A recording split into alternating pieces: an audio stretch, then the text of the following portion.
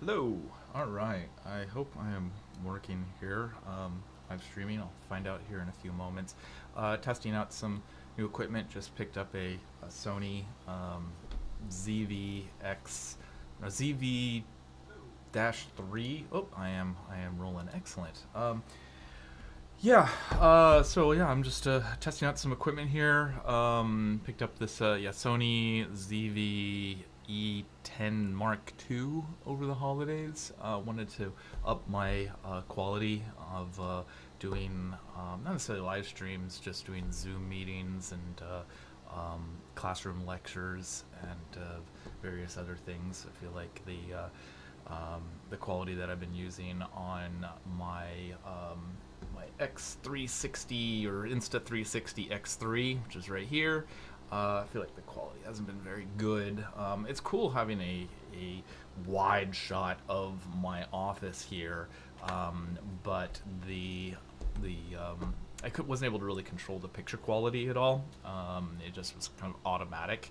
And what I normally say is that automatic means anything on a camera that's automatic means that it pretty much automatically messes up your shot for a lot of things that you want to do, and so that's kind of what I felt it was doing. Um, it was just the metering on it was kind of all full screen. So if I had lights on me but the background was dark, it would make me really bright and just blow me out, and wasn't able to control all of the exposures and ISOs on it. At least in webcam mode.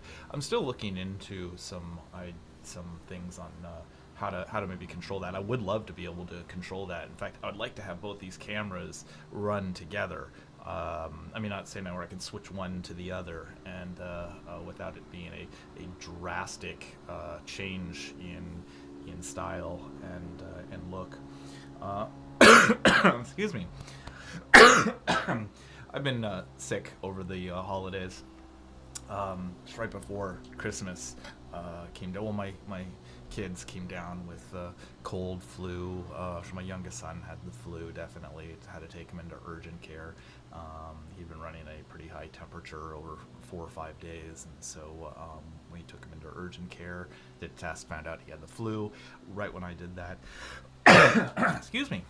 Right when I did that, I started feeling it as well. A little tingle in my throat, a little bit of congestion kicking in, and so yeah, I got it right after that, and pretty much we celebrated Christmas a little early with gifts because I knew I was going to be going under during Christmas, and we wanted to make sure. And the kids had been home for several days because they've all been sick, and they were getting a little restless, and so we decided to give them their Christmas presents a day early. They opened them up on the morning of Christmas Eve. My wife and I had set it up the Christmas Eve, set up the stockings, wrapped up the presents, got everything put out, and we got a television in the house now, and we haven't had a television for I don't know, 6 years or so, at least since we moved into this place. Yeah, it's been 5 years, I think. Yeah, 5 years, going on 6 years. Yeah, going on 6 years. And so we haven't had television, and I'm happy. I've been very happy not to have it. Of course, I have computer monitors galore. I've got a giant monitor right here. It's basically the same as a television, and screens in the household are very common. But no legitimate television. And but we got a television, and we also got some video games systems, Nintendo Switches for my boys, and an iPad for my daughter. And so with them having that, gave them a lot to do, playing video games, and while we're all convalescing at home. But yeah, Christmas Eve, Christmas Day, completely out. Pretty much Christmas, and a couple days after that, I was pretty much out of it, bedridden, barely able to stand up, just fluid, knocked me in. It definitely felt awful, but it wasn't like, it wasn't like, what is it? I mean, yeah, of course there was congestion and a lot of coughing, but it wasn't like that. It was just overall drained energy and soreness. And I remember I was just trying to get up to like go use the restroom or something, and I didn't have the energy to even walk like 10 feet down the hall, 10, 15 feet down the hall. And it was pretty rough. It was pretty rough, but kind of on the mend now. And but after being kind of stuck inside for a week and a half, 2 weeks now, not being able to do much, it's kind of it does mess with your head quite a bit. And I'd worked a little bit during those days, but I worked from home, and did some work, but not a whole lot. Brain just doesn't seem to function very well. It doesn't seem to function very well when you're sick like that, and just the thoughts that normally would come to your head don't come to your head as well. So yeah, bit of listlessness. But today woke up, felt like I needed to do something to get myself back moving again, get my brain working. And I picked up, as I said, I picked up this camera during the holidays, and kind of did it as a little bit of an impulse buy. Here I am sitting at home, sick, feeling miserable. Started watching some YouTube videos, and saw and I've been wanting to increase the quality of my streams and classes, and started looking into what camera could I get, and did some price comparisons, and that kind of kept me active and busy and got my brain moving a little bit, and finally pulled the trigger on this. And so it made me feel a little better while I was sick, picking up this camera. But of course, when you buy a camera, it's just the first of many purchases that you end up having to make. And so yeah, I ended up buying a few other attachments, accoutrement to set this all up. I currently have, which I should set. I probably will a little bit later. Is I'll get. I'm running off of OBS right now, and I haven't fully set up my OBS yet, so I just really have this one camera set up right now. I can't switch between a whole lot of things, but that's another thing. I wanted to play around with OBS, get it set up correctly. I did a free class just before the holidays on how to use OBS. It's kind of like a live class, and I got some ideas, got some thoughts on that one too, and I'll share a little bit later. Just with online classes, and because that's what I do. That's what I want to do, is do online classes. Like to turn this channel into doing more educational content, as well as live streams like this. But what was I gonna say? So yeah, equipment, setting up OBS. It's been a little bit of a distraction while I'm convalescing here. And oh yeah, so I bought more equipment. Usually, it's really just been cables and mounting gear to get this mounted correctly. I redesigned my whole office setup. My computer used to be on this side, so I'd fix this way, with the window to my left, but now it's right here in front of me, and so I get some light from that. Although I don't really like the lighting right now. I'm looking at the camera, and it's I don't know, the color balance is off. I don't know. I probably have to get another thing I have to purchase on how a white card. I used to have one of those really good white cards or gray cards with the colors and everything. What was it called? The Passport or something like that. Color Passport.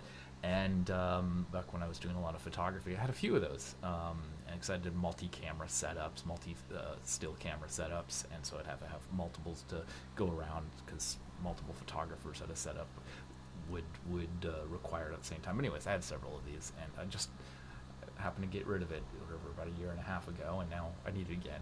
It seems to be always the case, not always the case.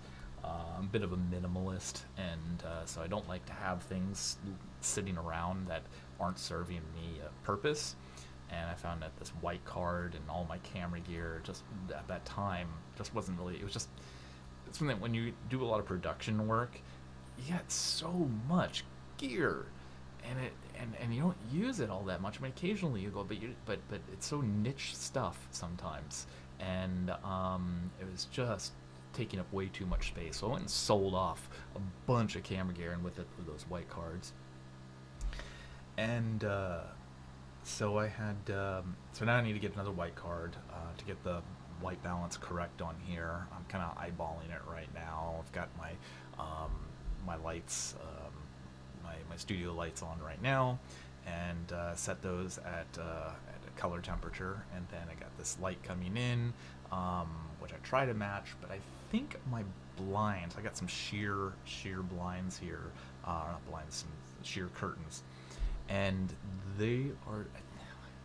or maybe it's a window. Actually, I think it's a window. It's kind of has a green hue to it, and so I have this kind of greenish yellowish hue coming in, even though it's just a really weird color temperature. To probably have to adjust the hue on my lights to get it all balanced correctly.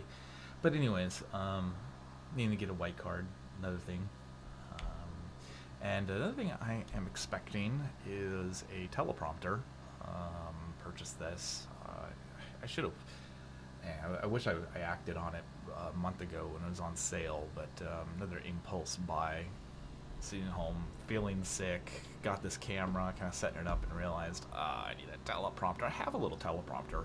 I think it's might be a camera bag here. I have a little teleprompter, and but it's one of those that you pair it, and you put a phone in it, and you have a remote control to kind of control the speed of it, and it flips the words around because there's a mirror so you can see it. But it's pretty small, and it doesn't mount very well. You have to put it on a camera lens. This particular lens doesn't have a thread on it, so I can't even mount it to this, so I'd have to jury rig something up. I jury rigged it with for my phones before, and it was before phone cameras, video cameras were used often, so I had to rig it all up. And I didn't really want to use that anymore, so I did some looking into and found the Elgato teleprompter, and decided to purchase that one. And so another buy on top of this, all because of the camera. So this thing, when you buy one thing, it ends up turning into several things. I did the same thing for my Insta360 here. When I bought it, I was like, oh, I need to get a selfie stick. Oh, I need to get an extra long selfie stick. So I had the short selfie stick, I had a long selfie stick, and then I'm like, oh, I need to get a connection so I can put audio into it because the microphone on it is horrible. And then I got the DJI mic, wireless mics here. And these things are great. I love these. Audio has always been an issue for me. I'm a video guy. I'm a visual guy, photographer, visual guy. So audio has always been an issue. There's that joke of the when I used to work in film, video, and television. There's this joke that a production crew would also have, where there was a blonde, a brunette, and a redhead, and they were debating on who they should sleep with to get into a movie. Actors, Hollywood,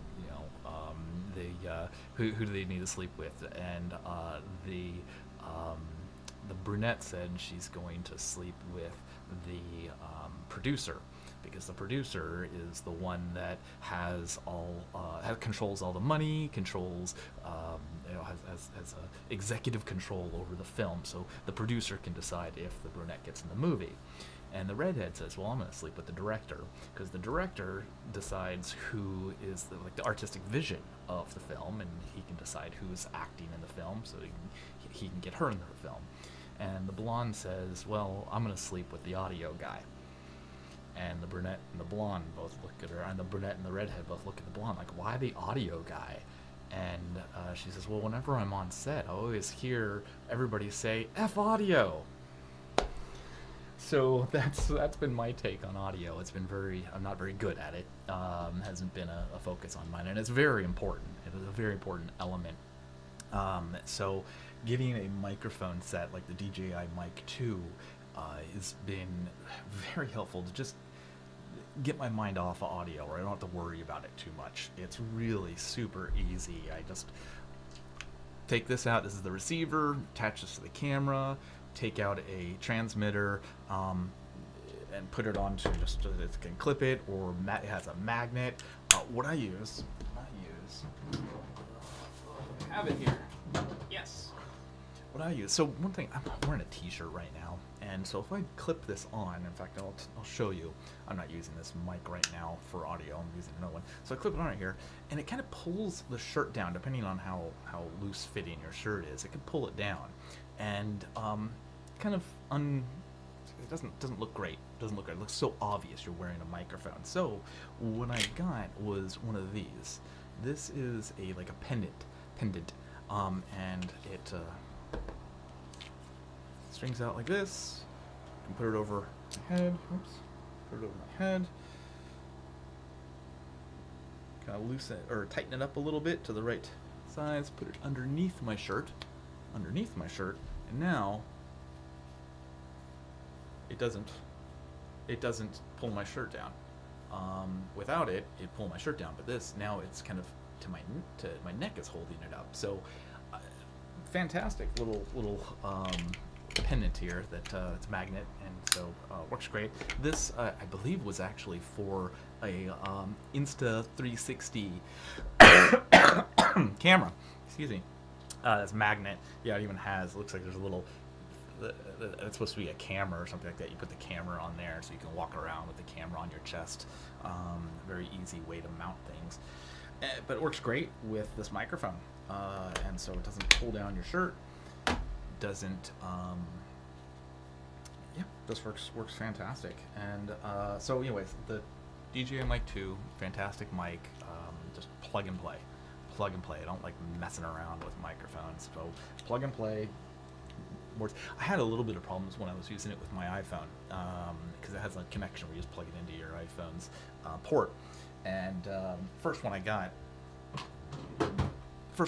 was not connecting right. It was disconnecting a lot. And so I contacted DJI and they sent me a new one. After they're like, "Oh, this is a one-time thing. We normally don't do this." And I'm like, I just got it.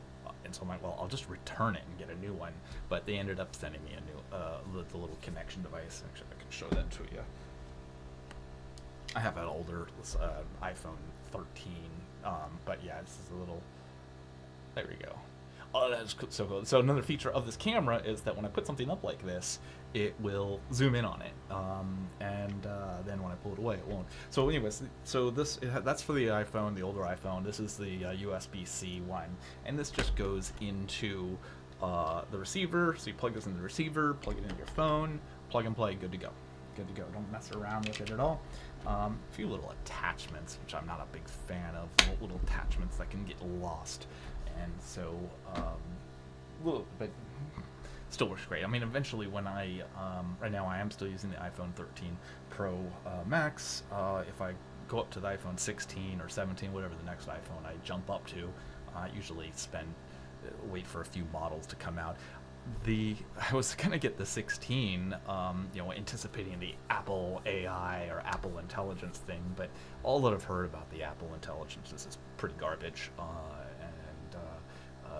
So I'm gonna wait until they get that fine-tuned, and then I'll pick up a new iPhone then.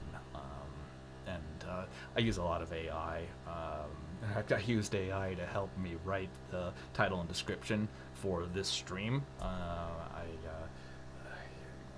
Trying to get my brain active. Thoughts weren't really coming to my head on how to title the stream. Didn't know what I really wanted to do. So I'm just, or really what I call it. So I'm just like, hey, this is what I want to talk about in the stream.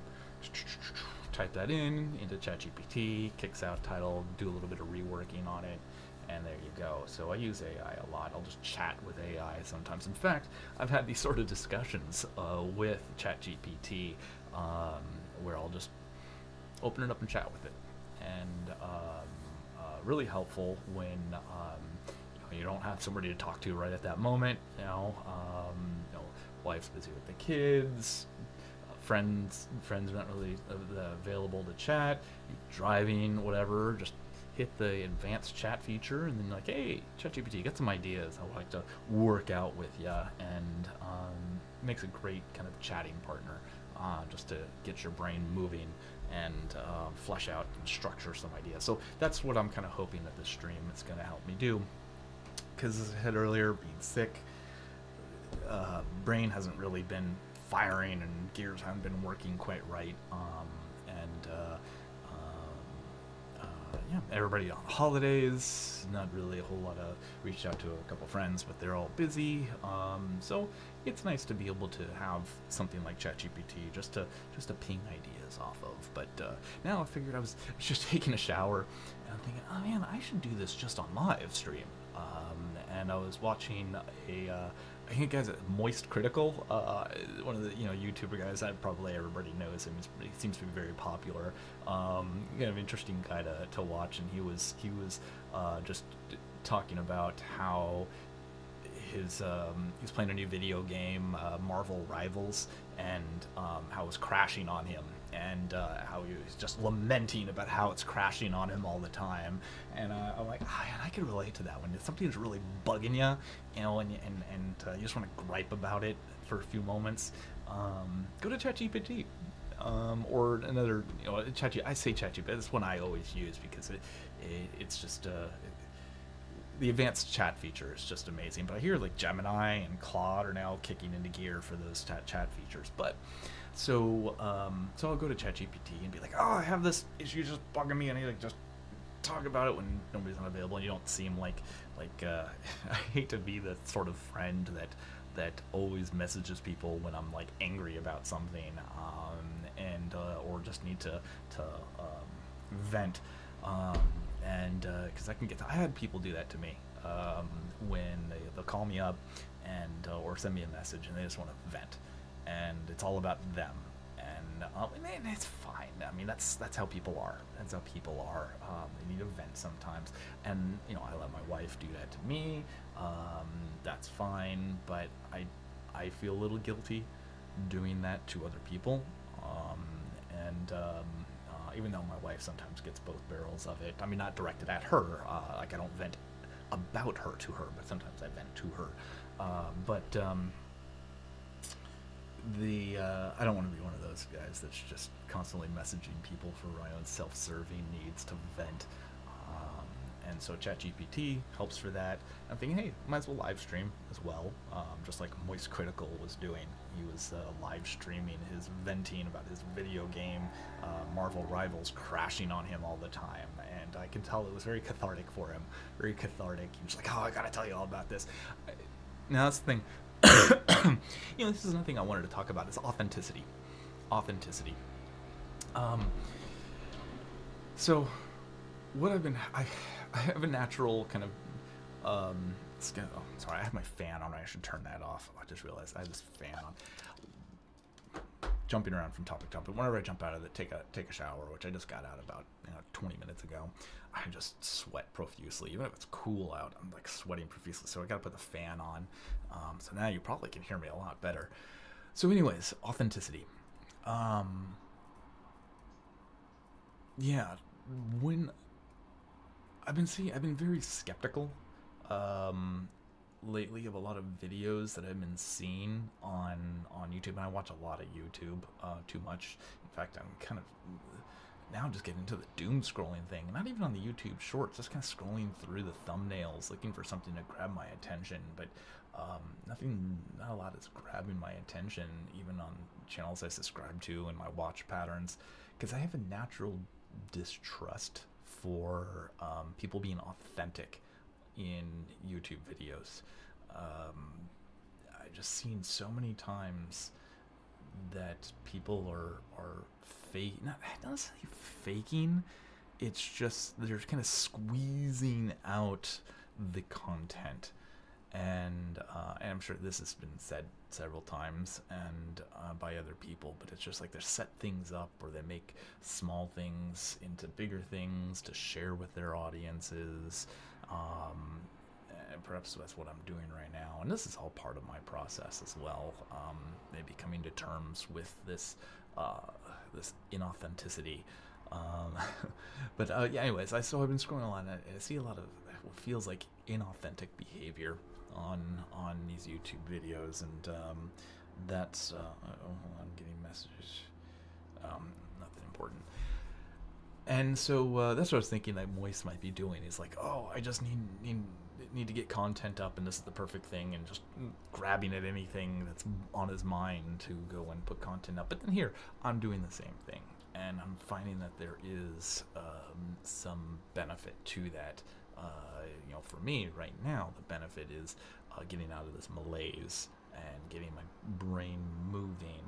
Um, as I was getting ready this morning, I'm just like thinking of all the stuff that I would like to just chat about or talk about, and when I don't really have anybody readily available to chat with about it, or I don't want to be a burden on them, which is a trait of. I was watching some videos of behaviors of men and how a lot of men do not share their concerns because they don't want to be a bother onto other people. And this is particularly, I've heard Scandinavian culture is a lot like this, as well as maybe even some. I have a household of Scandinavians. My father's from Denmark, and so I kind of grew up in that kind of Scandinavian style. Watched an interesting video on Fargo, the movie Fargo, on how people in Minnesota are very kind, and it has to do with the Scandinavian. He did not be a burden on other people, and always kind of be try to be pleasant, and find that in Japanese culture as well, and that people want to be pleasant at the surface level, and same goes for Scandinavian. Where was I going with that? Yeah, I feel like that's a lot what I do, so try to be as pleasant and don't want to be a burden on other people. Don't want to be a burden on other people. So, but that's a helpful thing of AI, and being able to chat with it because you're not burdening anybody with it, and you're just getting your. And it's not about necessarily the other person. And this is something that I've seen a lot or noticed in a lot of cultures, that everybody is very like when I talk with people in public, it feels like they just want someone to talk to or talk at. They want somebody to talk at, not with. And they doesn't want to they don't want to share a human connection. They just want someone else to be a recipient of whatever is on their mind. And I don't like that in myself. And I don't want to put, and I notice that sometimes, like I'll start doing it, I'm like, oh my gosh, I'm doing this, I'm talking at this person, and I don't really like that. But when you're talking with things like AI, you can use it for that, because it's really just about getting the ideas out of your head, and because they get all tangled up and mixed up and kind of like. I'm trying to work on this analogy that describes a lot of things in nature, like a soup. There's all these ingredients in the soup, and you're stirring the soup. It's all mixing around, and the ingredients are bouncing off of each other. And if you take a snapshot of the soup, it'd be great to know where all the locations of everything is, and then be able to determine from that snapshot where the next location is going to be for each of those ingredients in the soup. But that's not really possible because the third body or the three body problem or something, there are multiple things bouncing off of each other. You're never going to be able to determine what the next position is because everything is bouncing off each other. I haven't really fully worked out the analogy yet, but it just kind of describes a lot of what I see in life. So yeah, don't want to be a burden on other people. Just want to get my thoughts out. And so AI is a great way to do that. I'm thinking live streaming might be a good way to do that, and also helps me be a little bit more authentic in front of the camera. I have a habit of overplanning, analysis paralysis, and been going to some YouTuber meetups, and I hear them talking about how they're posting videos, and I want to post more. I'd like to, but everything, I'm like, I gotta plan it out, gotta plan it perfectly. I gotta script it, gotta prepare all my visuals. I've got to have a message and beginning, middle, and end. Have to have it all planned out. And so that really stops me from getting anything posted. And I'm sure a lot of other people have that issue when trying to post YouTube videos. Other people don't. They just go and turn on the camera and just talk about whatever. I have a problem doing that. In fact, this is one of my first ones that I'm going to, not much of a plan. First ever videos, just not having a plan. Kind of takes me back when you hear people journaling. I've never been able to journal. I remember I tried a few times to hear people, oh, journaling is so great, just write your thoughts down. Oh, when I start writing my thoughts down, first off, I have horrible handwriting. I can't stand the look of my own handwriting. I'm a better typer than I am a handwriter. And when I just look at it, I'm like, I just cringe at my own thoughts. So that's why I'm like, I want to plan it, I want to organize it. Journal writing, no, but videos, streams, things like that, script it. One reason why I got the teleprompter.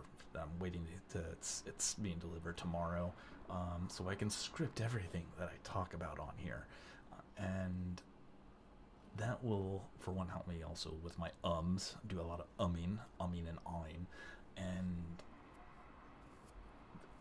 have a more coherent message that I'd like to give.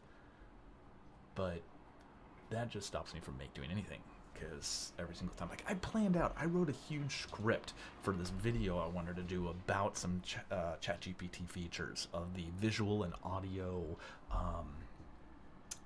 capabilities of it, where you can take a picture or something, and like you're walking around, you see a nice flower. This actually happened when I was on my summer vacation with my family. We were in Santa Barbara and looking at a mission, not the Mission Center, no, it was another place. We went to the Mission Santa Barbara, but we went to another place in Santa Barbara, and there was this beautiful, it was a bougainvillea flower plant, and my daughter had asked, what kind of plant is that? I said it was a bougainvillea, and she asked, well, what kind of plant is that? I went, like, what is a bougainvillea? So I'm like, I don't know too much more about it. So I'm like, well, hey, listen, I have ChatGPT, and I can take a picture with ChatGPT on my phone and have it identify and tell me more about the plant. And I did that, and it worked great. Told me to give me a history of the plant and everything, and that got me thinking of all the capabilities of this for education and learning, where you're just walking by and you're... excuse me, you're walking by something and you just want a little bit more information about it, but you just, what is that? Oh, I don't know. Oh, well, I'll go on with your day. But with ChatGPT, you can stop, take a picture of it, and get the information that you want. And that is incredible. And this goes to a more important message that, you know, a lot of people are afraid that AI is going to disconnect us, is going to take our jobs, and stop us from learning. I think it's the contrary. ChatGPT has the capability, and AI in general, of creating interest where it wasn't before. And I wrote a script about this where it starts off, oh gosh, I think I was like eating Thai food in the script, and how I really like Thai food. And I didn't always like Thai food. But I found out something very interesting about Thailand, previously Siam, that it was a member of the Axis powers in World War II, that it was Germany, Italy, Japan, and Thailand, or Siam at that time. They were Axis allies. But we all know, you know, Japan was an Axis ally. That was our Axis power. Germany, of course, Nazis, all that. Italy with Mussolini and everything. But we forget about Thailand was one of the Axis powers, and we don't really think of them too much because they didn't contribute a lot to the military effort in World War II. They didn't have that much power, but they did contribute, and they contributed culturally. During World War II, I don't think it was the king of Siam, but a major political leader in Thailand, Siam, decided they're gonna rebrand the country in efforts to help with the war effort. And so they changed the name of the country to Thailand, and they redefined all of the traditional Thai dishes to be what we know, curries, pad Thai. Before that, it wasn't. But he's like, no, this is now the traditional dishes of Thailand. And when he did that, the people were like, oh, okay, sure. The people of Thailand were like, okay, sure, why not? And then he incentivized or provided subsidies for Thai people to go out and make restaurants and send their culture out to show that Thailand has a strong culture, and that is part of the Axis powers, the strong culture. And so that's where our Thai food comes from. It's a left holdover of World War II cultural combat, basically. And when I found that out, I'm of course not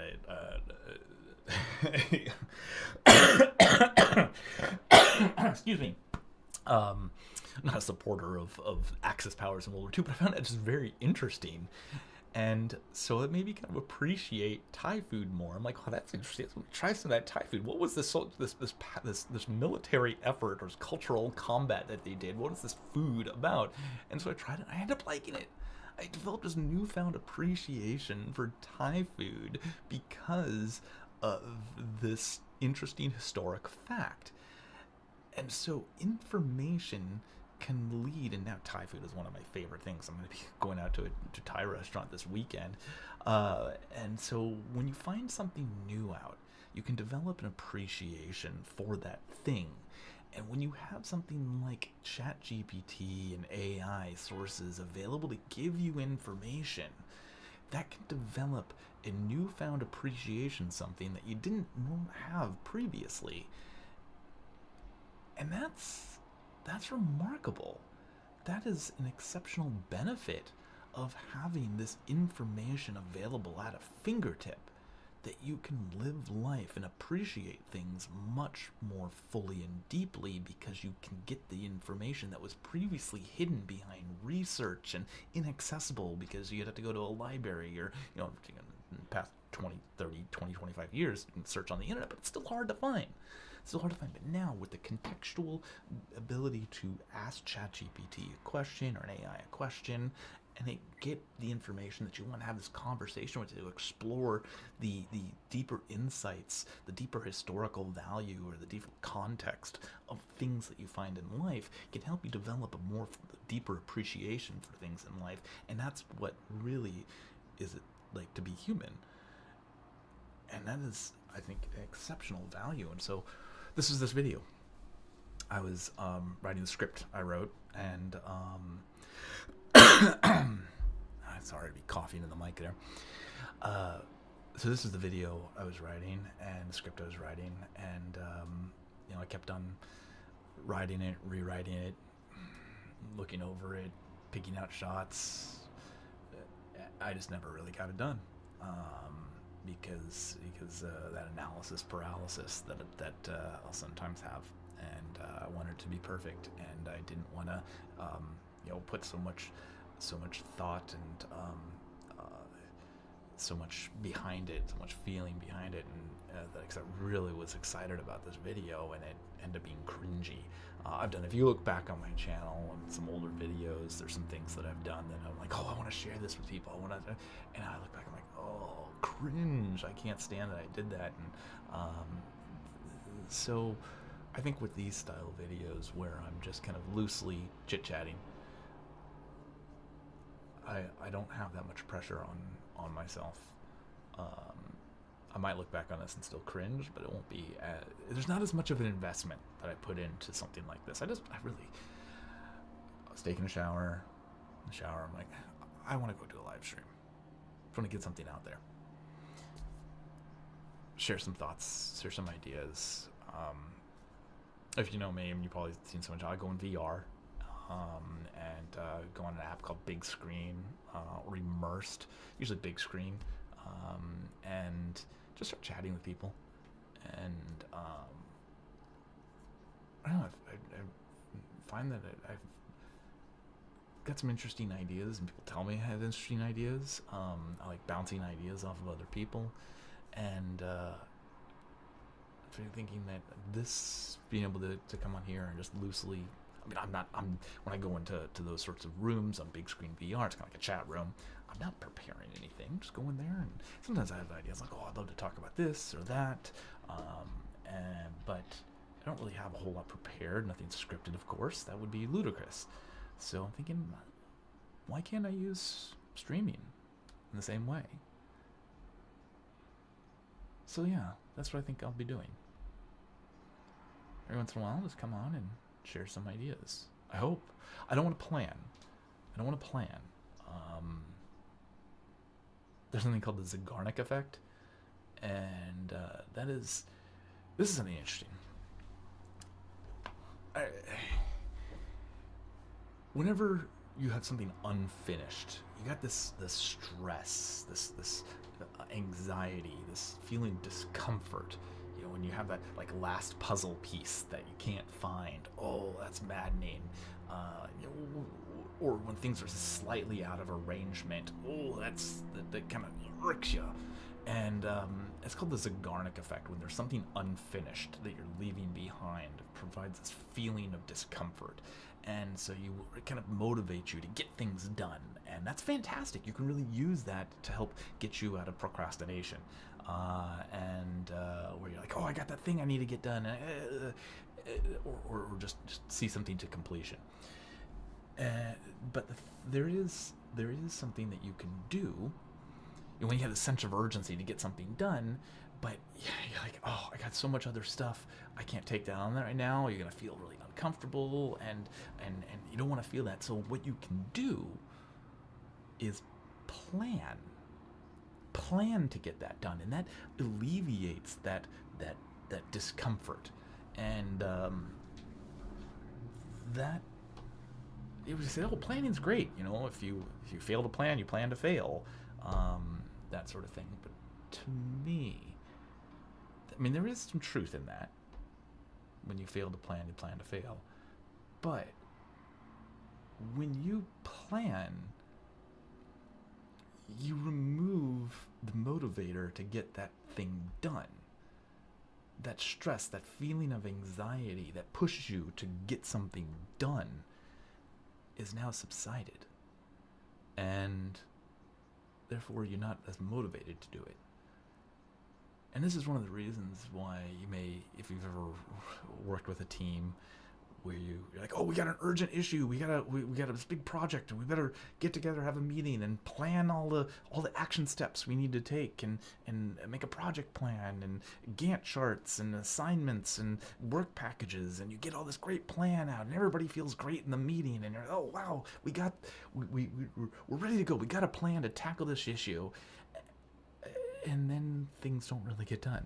Because that urgency that we felt before the meeting, before the plan, I was like, oh, we gotta go, we gotta act, and you plan, like, oh, okay, I feel better now, and then things don't get done.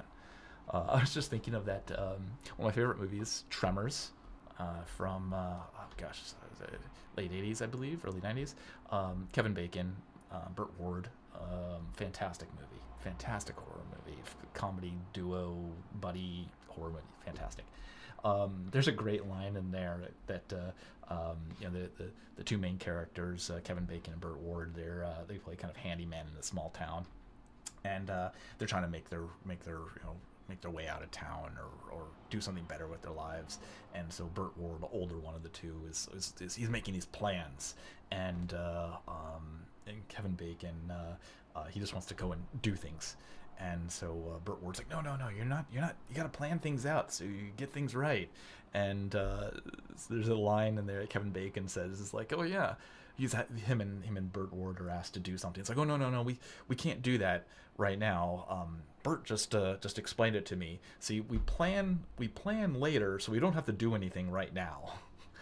And that's that's kind of what it's like in when you plan. When you plan, is that you alleviate that stress to get anything done in the now. And with people as they are, they forget about things and move on, and the next big urgent thing pops up, and then you forget that plan and don't do it. And so I see that a lot. I've worked on several projects that were like high priority projects. Executives come in, team leads come in, and assignments are made, and project plans are made, and work on it diligently for about 2 to 3, 4 weeks, and then suddenly people's not coming to meetings as much, and executive buy-in starts failing, starts kicking off because they're onto something different. There's another urgent issue that happens, or we gotta have another meeting because something else has popped up, and this is going to take priority over the previous thing. And everything in the now. I think this is a natural human was not familiarity bias. I think it's familiarity bias.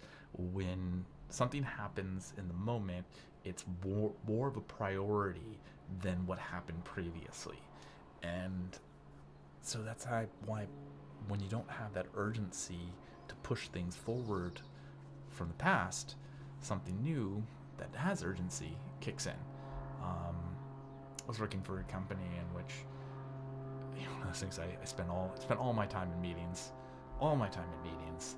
and every single meeting, it was just a new issue that needed to be worked on, a new project, and I'm talking 40-hour work week.